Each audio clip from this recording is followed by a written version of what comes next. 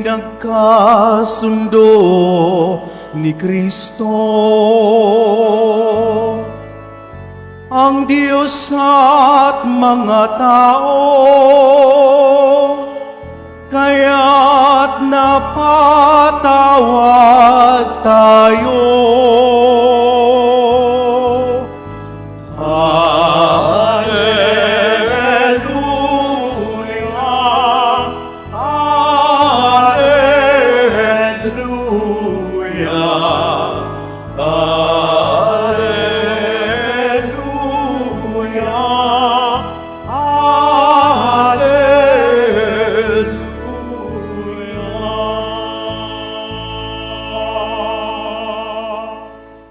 Sumainyo ang Panginoon. At sumayo rin Ang mabuting balita ng Panginoon ayon kay San Marcos. papuri sa iyo, Panginoon. Noong panahong iyon, umahon si Jesus sa Kaburulan kasama ang kaniyang mga pinili. Humirang siya ng 12 na tinawag niyang mga apostol upang maging kasama niya.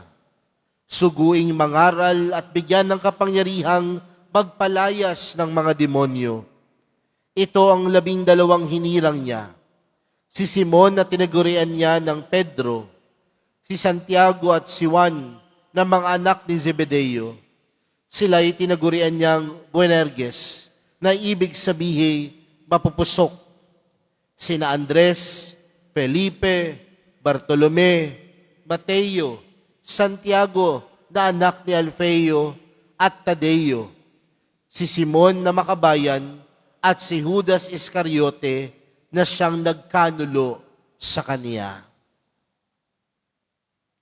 Mga kapatid, ang mabuting balita ng Panginoon. Pinupuri ka namin, Panginoong Heso Kristo. Magsipo muna po ang lahat. Magandang hapon po sa inyong lahat. Pwede bang batiin ang katabi ng magandang hapon? Mga kapatid, ngayon po ay araw ng Biyernes. At alam natin na kapag araw ng Biyernes, tumutungo po tayo dito sa simbahan ng Quiapo upang magbigay parangal, papuri, at higit sa lahat, pasasalamat sa atin pong mahal na pong Jesus Nazareno. Kaya bigyan po natin ng malakas na pagpupugay at pagpalakpak ang atin pong mahal na pong Jesus Nazareno. Mga kapatid, meron po bang makakapagsabi sa akin na sila ay hindi nagkakamali o hindi nagkakasala? Meron po ba sa loob ng simbahang ito na nagsasabing wala siyang kasalanan?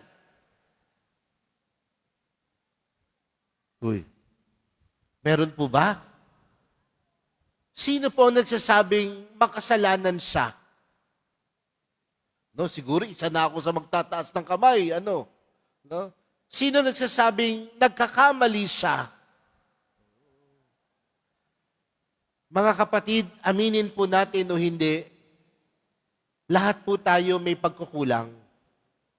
Lahat po tayo may pagkakamali. At higit sa lahat po tayo nagkakasala dahil lahat din tayo ay natutukso na gumawa ng mali. Kung ganun po ang realidad, mga kapatid, may tuturing ba tayong karapat-dapat sa harapan ng Diyos? Kung tutuusin, mga kapatid, hindi tayo karapat-dapat. Pero binibigyan tayo ng pagkakataon ng Panginoon na pagsumikapan natin na tayo ay magpakabuti at gumawa ng mabuti at laging gumawa ng tama sa ating buhay. Bakit ko sinisimulan sa ganitong pamamaraan yung ating pagninilay sa hapong ito, mga kapatid? Dahil kung mapapansin po natin, mga kapatid, sa ating ebanghelyo, hinirang ng Panginoon ang 12 apostol. At itong 12 apostol na hinirang ng Panginoon, hindi po sila yung the best of the best. Bakit? Mga simpleng mamamayan lamang po ang mga taong ito. Ang iba ho sa kanila, ang tingin ng ibang tao, makasalanan. Tingin ng ibang tao sa kanila, hindi maganda ang magagawa. Kung mapapansin pa nga natin, sa dulo ng Ebanghelyo, ang binanggit na pangalan ay sino? Si Judas. At ano po ang ginawa ni Judas kay Jesus? Pinagkanulo siya. Pero bakit kaya ang 12 ito ang pinili ng Panginoon? Dahil mga kapatid, ang Panginoon ay hindi lamang naghahanap kung sino ang the best. Ngunit ang Panginoon naghahanap ng taong susunod sa Kanya na bukas ang kalooban at handa siyang mabago ng pag-ibig ng Panginoon. Mga kapatid, kung makasalanan ka, kung ikaw ay nagkakamali, kung ikaw ay may kahinaan, pipiliin at pipiliin ka ni Jesus. Kung ang puso mo ay bukas para sa Kanya. Dahil oras na naging bukas ang puso mo para sa Panginoon, lahat ng pagkakamali pwedeng maitama ni Jesus. Lahat ng kahinaan mo pwedeng mabigyang lakas ng Panginoon. Lahat ng pagkukulang mo, pwedeng mapunan ng Panginoon. Ano lamang ang dapat disposisyon?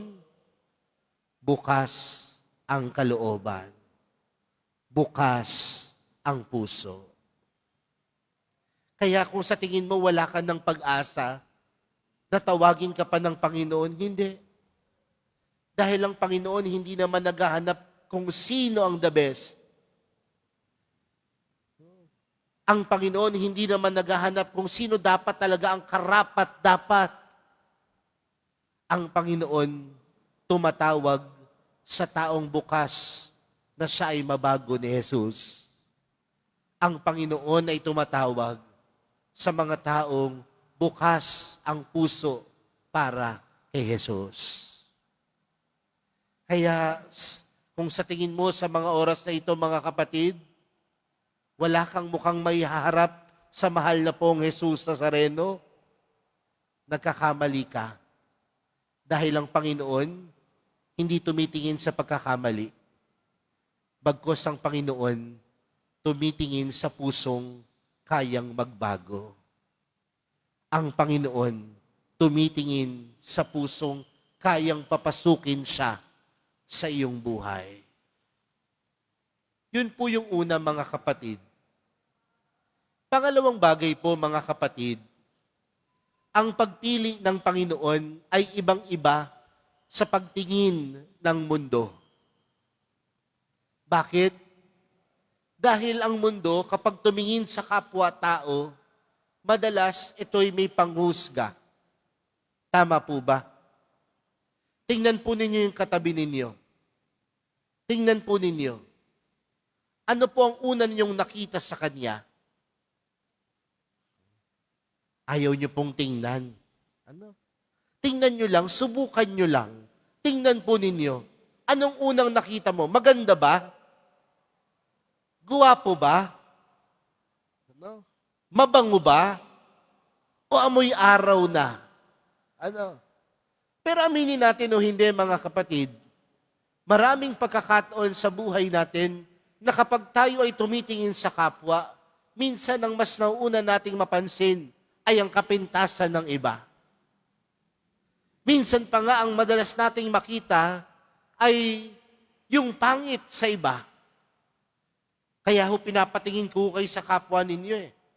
Baka unang mapansin ninyo, Father, hindi pala pantay ang kilay niya. Hindi ho pala pantay yung makeup niya. Ano? Pero mga kapatid, hindi ganyan ang pagtingin ng Panginoon. Dahil ang pagtingin ni Jesus, walang panghusga, bagkus puno ng awa at pagmamahal. Uulitin ko, mga kapatid, ang pagtingin ng Panginoon ay walang halong panghusga, bagkus ang pagtingin ng mahal na pong Jesus Nazareno ay puno ng awa at puno ng pag-ibig. Kaya nga kung ang pagtingin ng Panginoon ay may awa at pag-ibig, anong dinudulot nito sa atin? Sa kabila ng iyong kahinaan, sa kabila ng iyong pagkakasala, sa kabila ng iyong kapintasan, ang pagtingin sa iyo ng Diyos, puno pa din ng pagmamahal at pinagkakalooban ka ng Panginoon ng pagpapatawad sa anumang pagkakasala na meron ka. Hindi yan nanghuhusga. Hindi nanghuhusga si Jesus. Bagkus si Jesus, umiibig at nagpapatawad. At sa pagpapatawad ng Panginoon, binubuhay ka niya, tinatawag ka niya upang kanyang maging alagad. Maging sino ka man. Maging ano ka man. Ano man ang nagawa mo nung nakaraan, sa Panginoon, lagi kang binibigyan ng pagkakataon. Sa mahal na pong Jesus Nazareno, lagi kang pinagkakalooban ng pagkakataon. Kaya mga kapatid, lahat po tayo may pagkukulang. Lahat po tayo may kahinaan. Lahat po tayo makasalanan. Pero hindi nagiging hadlang ito upang iparamdam sa atin ng Diyos ang kanyang pagmamahal. Pero anong hamon sa atin dito mga kapatid? Kung naranasan na natin ang pagmamahal ng Diyos, huwag na tayong bumalik sa buhay na mali. Huwag na tayong bumalik sa buhay na makasalanan. Bagkus panindigan natin ang panawagan ni Jesus. Uulitin ko po. Minsan ang kulang sa atin, paninindigan. Kung paano natin paninindigan yung panawagan sa atin ni Jesus, ang pagtawag sa atin ni Jesus. Dahil oras sa pinandigan natin ito, tunay tayong magiging alagad ni Jesus. Ano man ang pagkakasala, ano mang pagkukulang, ang pagtingin sa iyo ng Diyos, puno ng pagmamahal. At sa pagmamahal na iyon, laging nandoon din ang pagpapatawad ng Diyos. Kaya mga kapatid, sa pagpapatuloy po ng ating banal na misa para sa araw na ito, hayaan po ninyo na hindi lang tayo ang tumingin sa imahe ng mahal na pong Jesus Nazareno. Hayaan po ninyo sa misang ito, si Jesus ang tumitingin sa atin. Pinaparamdam niya ang kanyang awa. Pinaparamdam niya ang kanyang pagmamahal. Pinaparamdam niya ang kanyang pagpapatawad. At sa pamamagitan nito, lahat tayo tinatawag ni Jesus bilang kanyang alagad. Amen.